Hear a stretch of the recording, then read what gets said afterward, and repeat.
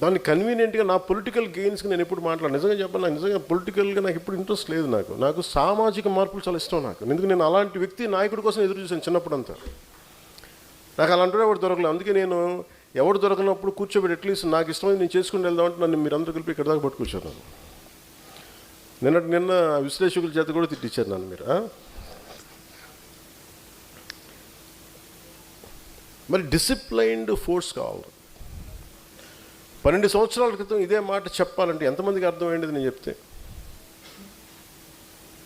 12 సంవత్సరాల క్రితం నేను కూర్చోబెట్టి మాట్లాడి బలంగా నిలబడితే ఈ రోజున ఇంతమంది అర్థం చేసుకున్నారు. కాలం మిమ్మల్ని ఒక శిల్పాన్ని మలిచినట్టు మలిచింది కాలం మిమ్మల్ని.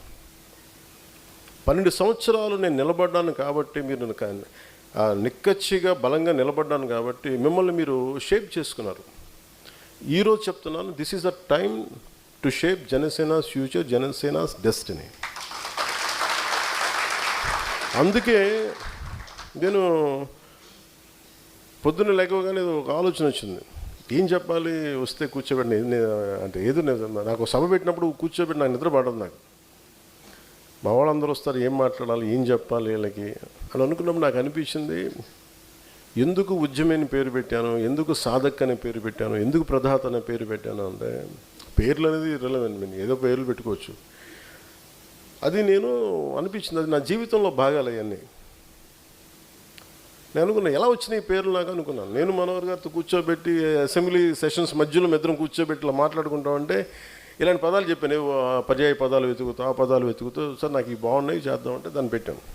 సో ఈరోజు పొద్దున్న తెల్లవారుజామున ఈ మా దుర్గేష్ గారి బాధ్యతలు మొత్తం అన్ని పొల్యూషన్ ప్లాంట్స్ అని తిప్పేశారు. మొత్తం మురుగునీళ్ళు ఎక్కడెక్కడ డ్రైనేజ్ కాలు మొత్తం తిప్పేశారు ఈరోజు. నేను సో అందుకని రెడీ అవ్వడానికి వెళ్ళినప్పుడు ఒక 5:30కి మెలుకు వచ్చి అనుకున్నాను, ఈరోజు దేని గురించి చెప్పాలి ఈరోజున అనుకున్నాను.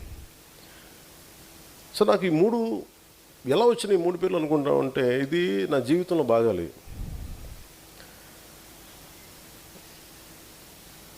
ఇక నేను చూస్తుంటే మన మాగాపు వీర్రాజు గారు కానీ, లేదంటే చింతపల్లి సంతోష్ గారు కానీ, తూముల కిషోర్ కానీ ట్యాక్సీ వీళ్ళ ముగ్గురు జస్ట్ ఒక మీరు భాగ్యలక్ష్మి గారు భాగ్యలక్ష్మి గారు మీరమ్మా ఇక్కడున్న చేసిన మన ఆడపడుచులు కానీ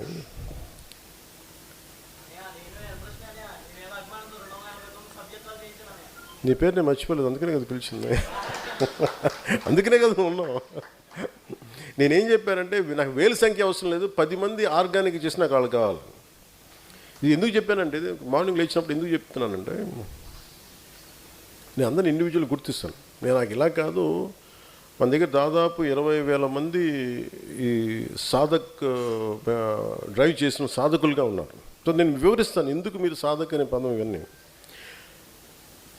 మనం ఒక అవగాహన ఉన్నప్పుడు, ఒక నేసెంట్ స్టేజ్లో ఉన్నప్పుడు, లేదంటే మనం ఎదుగుతున్న పరిణామ దశలో ఉన్నప్పుడు, సమాజాన్ని చూస్తున్నప్పుడు ఒక చిన్న కోపం వస్తే, ఒక అన్యాయం చూసినప్పుడు, ఒక మురుగునీటిని శుద్ధి చేయకుండా కాలంలోకి వదిలేసినప్పుడు, తాగే నీళ్లు కలుషితం అయిపోతుంది. సగటు మనిషికి ఒక వ్యక్తికి చిన్నపిల్లడు కోపం వస్తే ఎవరి మీద కోపం చూపించాలో తెలియదు, కానీ అన్యాయం జరుగుతుందని తెలుస్తుంది. అది కొద్దిగా ముందుకెళ్తే అది ఒక ఉద్యమకారుడి రూపం వస్తుంది. దాన్ని ఉద్యమిస్తాడు, దానికి ఏది వాళ్ళతో మాట్లాడటం లేదంటే ముందుకెళ్ళడం.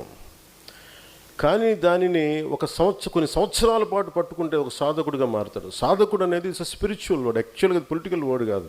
సాధక్ అంటే ఒక సాధన చేసేవాడు, స్పిరిచువల్ సాధన చేసేవాడు సాధక్ అంటే. నేను రాజకీయాలని స్పిరిచువల్ సాధనగా పెట్టుకున్నాను. ఎందుకంటే నేను వెళ్ళిపోయి నేను కూర్చోబెట్టి యోగాలు చేసుకుంటూ ఇవన్నీ పెట్టుకుంటూ నేను చాలా సుఖంగా ఉండిపోవచ్చు.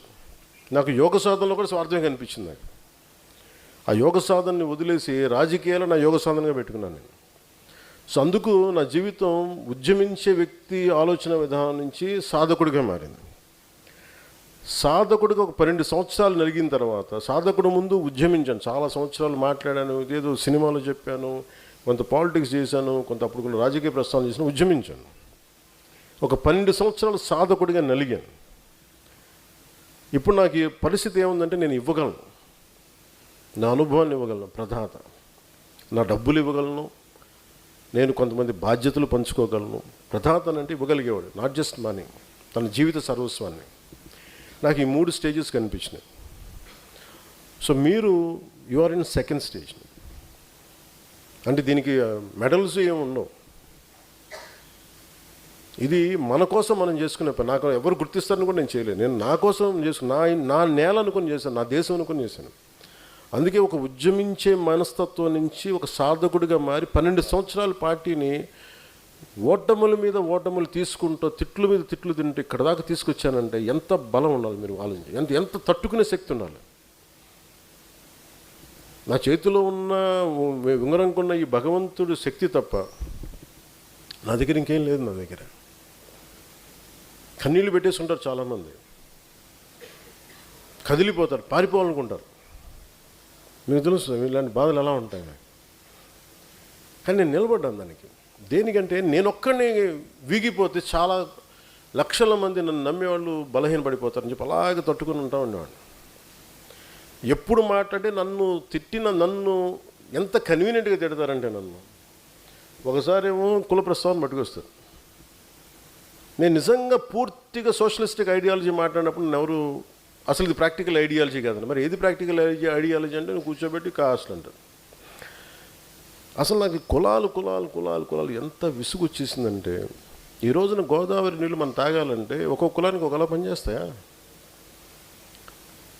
మురుగునీరు గోదావరిలో కలుషితం అయిపోతుంటే మీరు కూర్చోబెట్టి ఒక్కొక్క కులానికి ఎక్కువగా పనిచేయడం, ఇంకొక కులానికి తక్కువగా పనిచేయడం, అందరికీ సమానంగా, మతానికి సంబంధం లేదు, అందరూ సమానంగా పోతాం ఆ నీళ్ళు తాగితే. ఆ స్థాయిలో ఉన్నాయి. సో నేను ఇవన్నీ ఆలోచించి సమ్మర్ ఎక్కడో మనం దీనికి ఒక యూనివర్సల్ థాట్ పట్టుకోద్దాం, మోర్ ప్రాక్టికల్ థాట్ అని తీసుకొచ్చి ఇక్కడ దాకా నడుపుకుంటూ వచ్చాను. నా మీద ఇష్టంతో బైక్ హారన్లోనూ మనం కూర్చోబెట్టి మన సైలెన్సర్లు పీకేసి బైక్ సౌండ్ల దగ్గర నుంచి వచ్చే యువత ఈ రోజున బాధ్యత గల నాయకులు అయ్యారు చాలా నియోజకవర్గాలు. అంటే వాళ్ళు నిరంతరం నేను చెప్పి మాట్లాడి అసలు ఇంట్లో నుంచి బయటికి రాని వాళ్ళు ఎవరన్నా అడగాను, మీ పేరేంటమ్మా? హసీనా, షేక్ హసీనా.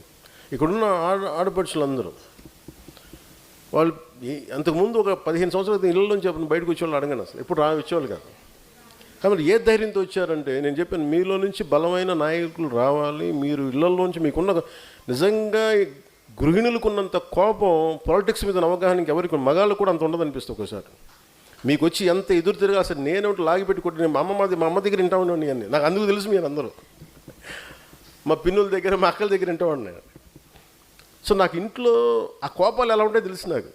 సో అందుకని నాకు జనసేన ఆడపడుచులకి చాలా ఉన్నతమైన స్థానం ఇవ్వాలన్న నా కోరిక.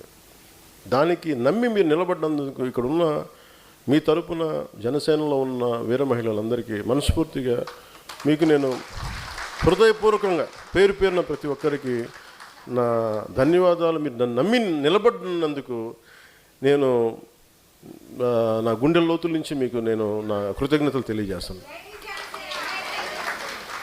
అంటే